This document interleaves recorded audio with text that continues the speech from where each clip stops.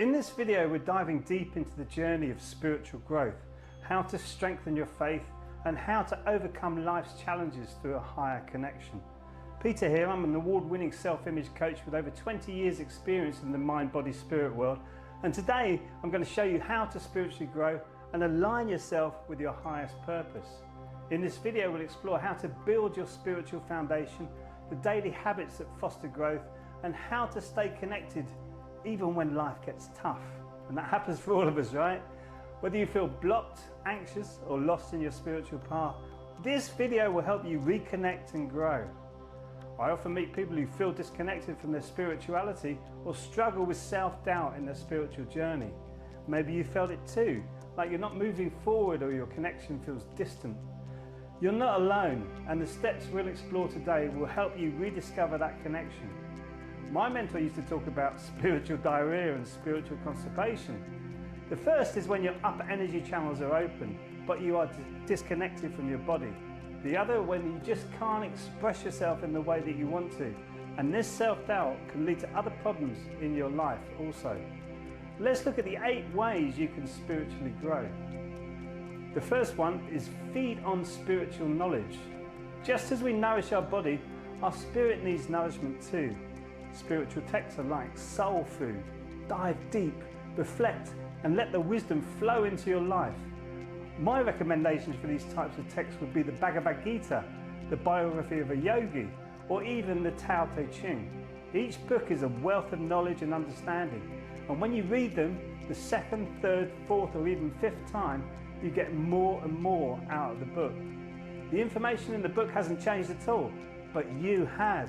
You are starting to vibrate at a higher frequency, and your understanding of spirituality is deepening.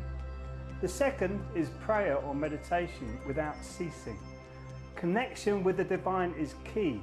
For some, it's prayer. For others, it's meditation. Whichever resonates with you, make it a regular practice. Speak, listen, and trust in this conversation with the universe. This daily practice helps align you with your higher purpose.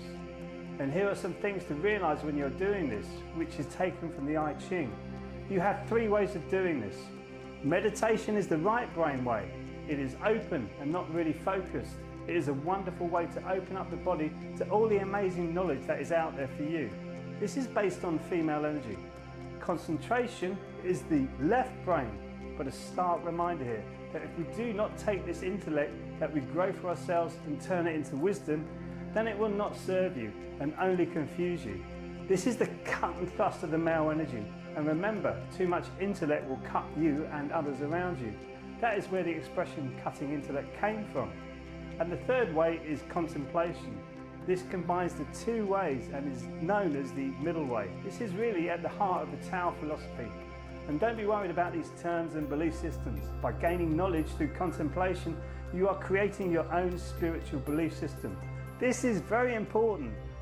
The third lesson is surround yourself with spiritual mentors. Growth is often nurtured through community. Seek out a spiritual mentor or a guide, someone who has walked this path and can share their wisdom. Regular connection with someone further along their journey can provide insights and encouragement. This is why I've created the Dream Method, my program that helps you release from the traumas this life can give to you so you can see life clearly. And then you will feel deep down inside, by using your intuition, what kind of people you should surround yourself with. The 4th lesson is build your spiritual support team. We rise higher together.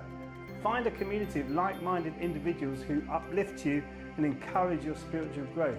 Whether it's a small group, a spiritual circle, or an online community, having that support can make a world of a difference. This is why I've set up the Bright Beings Academy, where we meet every week for Qigong classes, and I'm always open to any problems that may arise from the members. Lesson 5 is worship and service in everything you do.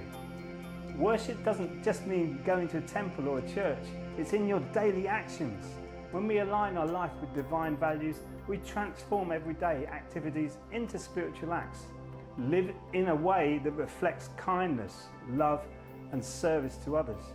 This is especially important when it comes to business. When you look at how many people you can serve rather than how many people you can sell to, this opens up to not only a spiritual life, but a spiritual business too. How amazing is that? Find your spiritual purpose is lesson 6. Each of us has a purpose. Perhaps it's serving others, spreading kindness, or standing up for the truth with that rebellious spirit. Discover what lights your spirit up and pursue it passionately. This purpose becomes your spiritual calling. I was speaking to a client about this recently. Both of us have this rebellious nature, and we were exploring that actually as part of our personality. And I said to her, she needs to go and really think about where this comes from. And it's obvious really. For those of us who are sensitive enough to see the world set up to serve a few people, this brings out the rebellious nature in you. And then I asked her, who is more effective, Gandhi or a revolutionary that no one can remember? It would be Gandhi, of course, because he had taken his spiritual growth seriously and took the path of peace rather than friction. And this friction comes from the inside. When we are rebellious, coming from our conditioned self, we will be projecting that conditioning into the world. And all that does is add to the chaos and confusion. And this will lead to spiritual stagnation or even deflation. Lesson 7 is create daily habits that ground you. Developing spiritual habits like Qigong, journaling, walking in nature, or reflecting on your day helps anchor your connection. These daily practices remind us of our higher purpose and keep us centered. Qigong I'm particularly taken by it because of the research that has gone into the body and how, on a quantum level, we are connected to the universe through our energy and DNA. When we get the energy flowing through the body freely, we really do strengthen our spiritual understanding. And lesson 8, sacrifice what no longer serves you. Spiritual growth sometimes requires us to let go of habits or patterns that no longer serve our highest good. Whether it's negative thoughts, toxic relationships, or destructive behaviours, releasing these opens the doors for new, higher energies to enter. And this can be really hard for people. We hold on to the protection mechanisms that are there because of the emotional and traumatic experiences we have been through in the past. And this creates a negative self-image. This is a negative mental picture we have of ourselves. The good news is that can be changed. And my big message to you is, don't give up. Don't give up. Whatever you do, don't give up. Spiritual growth is a lifelong journey. There will be highs and there'll be lows, moments of doubt and times of real clarity. But don't give up. Every step, no matter how small, brings you closer to your highest self. If this resonates with you and you're feeling any mental doubts about your spiritual growth, I've got something special for you. Watch my free webinar on transforming your self-image, where we dive deeper into removing mental blocks and aligning with your spiritual purpose. In the webinar, we go into the universal laws of frequency, vibration and attraction, and the law of cause and effect. The link is below, click it and take the next step on your journey. But if your negative self-talk is getting in the way of your spiritual growth, watch this video for more on silencing that inner critic.